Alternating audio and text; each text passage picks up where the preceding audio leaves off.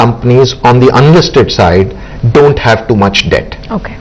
That's the real good news. In fact, part of the reason they don't have debt is because they don't have access to debt. They are mid-sized companies valued between 100 to 200 crores, and banks are not geared to lend there. So that's the bad news, and I hope more such lenders come into that sector. So the debt equity ratios are pretty modest, and that industry is still being financed a lot by internal generation and by equity infusion. I think there is a clear need for more mezz debt kind of things. So debt which is not really equity but has higher returns. Again, India is not too much there. We are looking at a few structures to put in mezz debt, because one of the important things about healthcare is the biggest reason people walk into a healthcare facility in India is because of the doctor. It is still very much linked to who the doctor is. We aren't where the Western market is, where it's become agnostic and you walk in because of a facility. And for the doctor to be able to be motivated and charged up, he and the panel of doctors need to have a significant stake in the business. Right? And so you don't want to dilute the doctor substantially. But again, Rajiv, the healthcare sector in India today is hugely fragmented, barring these 3 or 4 listed companies that we have. It's largely privately run enterprises. So if private equity players such as yourselves need to see real gains coming in, don't you believe there is a huge need for this sector to consolidate? Absolutely, absolutely. I think there is a huge need. Though the challenge, as you know, George, in India always is, and retail sector needs consolidation. As you know, we did a lot of consolidation in the banking space a few years ago. That needed consolidation, but it doesn't happen easily in India. There are infrastructure issues, there are sponsor issues. So the answer is it needs to consolidate, absolutely. But I think it will take a little while before it consolidates. Because of regulatory environment being very pro-healthcare, consolidation is likely to happen much faster. We are seeing a few leading players consolidating that. And I think at the grassroots level, where the hospitals and doctors are running 50-bed clinics and 25-bed clinics, they are beginning to see the need to be part of a bigger setup, as opposed to just running their own 25-bed hospital. But I would say it'll take half a generation to get there. Aside of healthcare, what are the other spaces that excite you as far as India goes? Pharmaceutical, is that another pocket that you're looking at? Where are you finding investment opportunities outside of healthcare? Right. So our Sabre Capital's business model is slightly different, and I'll just explain this one. We pick up a sector typically at a point in time and focus intensively on it. So we picked up the financial sector, services sector in 2003, and for 5 years we were just doing only financial services. Did you make a lot of money?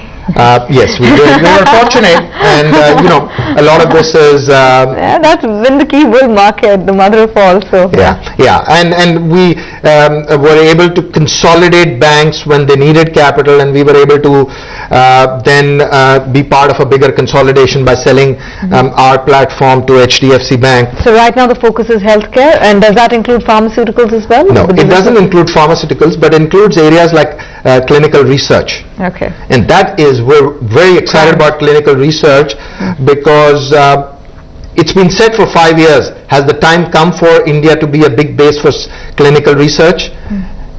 Maybe it has come, maybe it hasn't, but we are certainly very bullish on trying to back clinical research, because there is a competitive advantage India has. India has 1 in 6 global patients come out of India. Sure.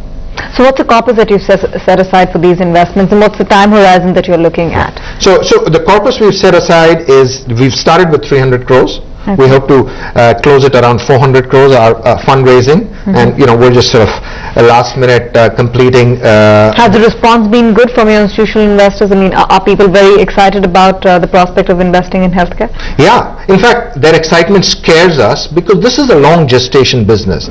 So people conceptually, because of the reasons I mentioned, and healthcare, and then they look at India, are very, very excited.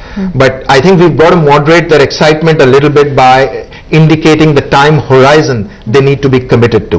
So I think the excitement level, not just for us, in general across the funds is very high for healthcare, but it'll take a little while before we deliver returns. And again, Rajiv, just one related question on the issue of medical tourism. Now, India is becoming a hot destination for medical tourism. So, what's the opportunity that players in the healthcare segment have, and do you believe medical tourists, because their mindset is a little different, they don't go to doctors, they go to institutions. Right. So do you believe that to the extent that medical tourism is a huge opportunity for India, the larger companies actually stand to benefit from this, the more listed entities actually stand to benefit from medical tourism? Certainly, the listed companies will benefit more, and a lot has been said about medical tourism. Is it for real? Is it happening? I'll just give you an example of our hospital, which is in Pune, called Oyster and Pearl. Over the last 6 months, from zero, the volume there for medical tourism out of Middle East is 10%, and that's a small hospital of 150 beds. So anecdotally as well as empirically, that is a growing area. India is going to continue to attract, certainly from destinations like Middle East and Asia, because the cost advantage, the cost arbitrage is compelling. You do a angioplasty in India, it will cost you somewhere between 1 to 1.5 lakh rupees. You do an angioplasty in Europe, it will cost you anything above 10 lakhs. You do in US, it will cost you 7.5 lakhs, and so on. And it's the same stent which is available to an Indian hospital which goes in, or the same IVF treatment which is done here as it's done in the US. Sure. Skill set and software, as we know, of Indian clinicians and physicians is second to none.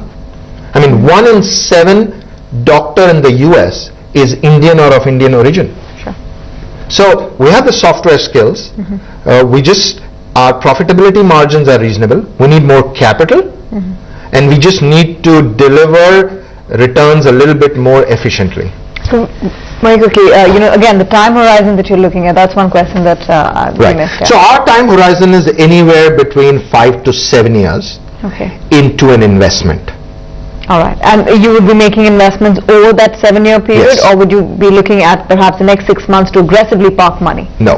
In fact, we've raised our fund almost, the first corpus almost 9 months ago, and we're just waiting and continue to keep exploring the right investment opportunity. So we could be investing in the next 3 to 5 years for a return in the 5 to 7, 8-year horizon. Great. Right, Rajiv Maliwal, thanks very much for coming in and sharing with us your perspective on the outlook for the private equity space and the opportunities that you see in the healthcare segment. Well, it's been 1 year today since the collapse of Lehman Brothers, once the 4th largest bulge bracket investment bank in the world. Lehman Brothers collapsed under the weight of $60 billion of toxic debt as the US government refused to bail it out, preferring instead to use Lehman's collapse as a message to the financial markets that it wasn't going to use taxpayers' money to bail out banks. As we head into a break, we leave you with these moving visuals of scores of Lehman employees who went into work Monday morning on September 15th last year, only to realize a few hours later that it was all over for them.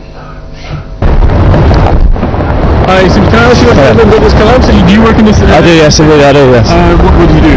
I'm actually in equities. Do you work in Lehman Brothers? I do, yes. What's your reaction to the news that it's going to collapse, basically? Well, it's, I think that's probably the reaction. This means the company ceases to exist, and I guess that's all I can say, right? And what about the others? They'll be going out in a few minutes, I think. Do you think it's going to be very many? I think it's going to be all of us. Oh, terrible death. It's like a massive earthquake. Yeah, of course, everyone. I think everyone's understanding is everyone passed.